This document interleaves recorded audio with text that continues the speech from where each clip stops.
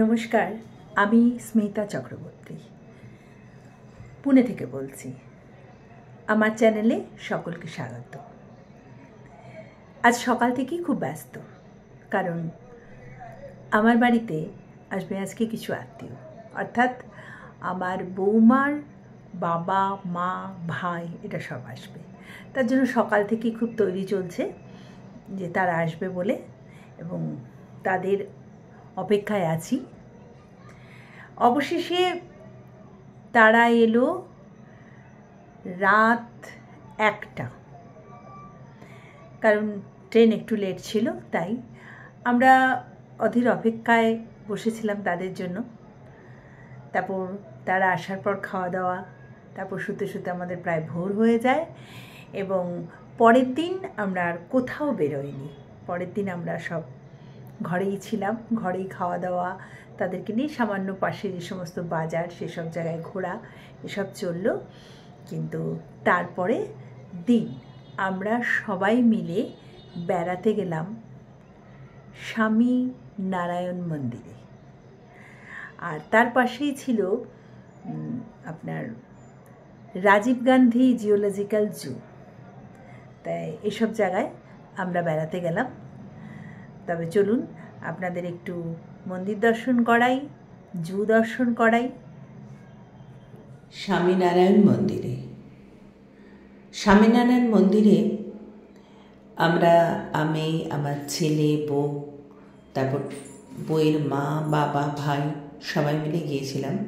সত্যি অসাধারণ লাগলো জায়গাটা দেখতে। সারাদিন আমরা ওখানে ঘুরলাম এবং খাওয়া দাওয়া করলাম, সব মিলে খুব ভালো লেগেছে আমাদের।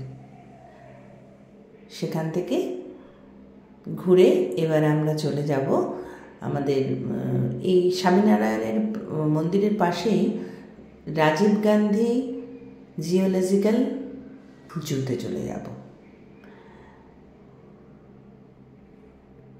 খাওয়া দাওয়ার পালা। এই খাওয়া দাওয়া শেষ করে তারপরেই যাব। আবার একটু ঘুরে নিলাম আমরা, এখানে ঘুরে আমরা চলে যাচ্ছি জিওলজিক্যাল জুতে। জিওলজিক্যাল জুতে এসে আমরা এই যে সাদা বাঘটা দেখতে পাচ্ছেন, আমরা এমন সাদা বাঘ দেখলাম। সাদা বাঘটা জানি না কি ব্যাপার, কেমন সাদা বাঘটা কেন হয়। আর বাঘ আমরা প্রচুর পরিমাণ দেখতে পেয়েছি, বাঘ দেখেছি। তারপর এখানে খুব বেশি যে কিছু আছে তা নয়, তবে বাঘ অনেক রয়েছে। এমনি তাছাড়া এখানে এই হরিণ, বাঘ যখনই পেয়েছি তখনই আমরা তুলে নিয়েছি। হ্যাঁ, ময়ূরও ছিল।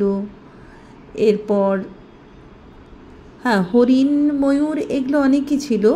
এটা হচ্ছে বিয়ার, ভাল্লুক ছিল। এরপর ছিল আমাদের এখানকারই জঙ্গলগুলো, যেখানে কি কি ছিল, বাঘ কেমন চলে বেড়াচ্ছে সেটাও আমরা দেখতে পেয়েছি, কারণ খোলাই ছিল তো সব মোটামুটি, যার জন্য আমরা তুলতেও পেরেছি ভালো করে।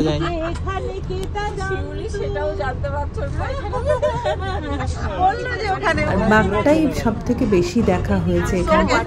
তারপর এখান থেকে আমরা ঘুরে এরপর আসলাম আমরা যে এই জু থেকে বাইরে বেরিয়ে আসলাম। এখানে বিভিন্ন ধরনের খাবার দাবার রয়েছে।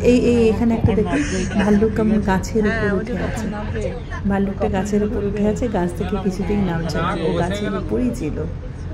গাছ থেকে ও আর নামিনি, ওকে নামা অবস্থায় আমরা দেখতে পাইনি ভাল্লুকটাকে। আর এইগুলো দেখে বাইরে বাইরে ওখানে অনেক খাবার দাবার হকার যারা বসেছিল, তাদের ওখান থেকে খাওয়া দাওয়া করে অবশেষে আমরা বাড়িতে ফিরে এলাম।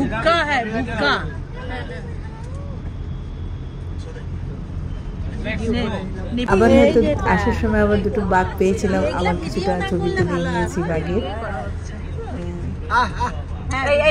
বাঘটা দেখতে সত্যি খুব ভালো লেগেছিল, কারণ ওরা এত ভাবে হাঁটছে, তবে জানি না পশুগুলো সবসময়ই পেছন দিকটা দেখায়, ওরা কিছুতেই মানে হাজার চেষ্টা করলে ওরা মুখ সামনে করে না, সবসময় পেছনটা দেখায়। আমরা মানে তাই নিয়ে খুব হাসাহাসি করছিলাম যে কেন পশুরা সবসময় পেছন দেখায়, ওরা সামনেটা কেন দেখায় না।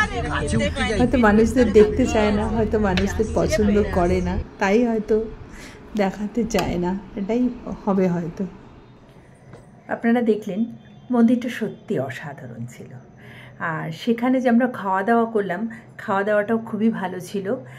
আর জুতে গিয়ে আমাদের অনেকক্ষণ লাইনে দাঁড়াতে হয়েছে গাড়ির জন্য, যদিও সেই ভিডিওগুলো আমরা নিতে পারিনি, তাই দেখাতে পারলাম না। সেই গাড়ি করে ও ঘোরানো হয় ওই জুর ভেতরে, তা সেইভাবেই আমরা ঘুরেছি। তবে খুব ভালোই লেগেছে সেই সমস্ত এত জন্তু জানোয়ার দেখে, খুবই আনন্দ করেছি। আর নিজের লোকের সাথে ঘোরা এর মজাটা তো আরোই আলাদা, তো সব মিলিয়ে খুব ভালো লেগেছে। তা আজ আমি আমার ভিডিওটা এখানেই শেষ করব। তা শুভরাত্রি বলার আগে একটাই কথা বলবো, আমার এই চ্যানেলটাকে আপনারা সাবস্ক্রাইব করবেন যদি না করে থাকেন, আর লাইক কমেন্টস কিন্তু অবশ্যই করবেন, প্লিজ প্লিজ প্লিজ অবশ্যই আমাকে লাইকস কমেন্ট করবেন। কমেন্ট না করলে আমি জানতে পারবো না যে আমার ভিডিওটা আপনাদের কেমন লাগছে বা আমার কেমন করা উচিত। আর একটু বেটার করার জন্য আপনারা যদি একটু সাজেশন দেন তাহলে আমি আবার একটু বেটার করতে পারি। নমস্কার, এবার আমি শুভরাত্রি বলছি। শুভরাত্রি।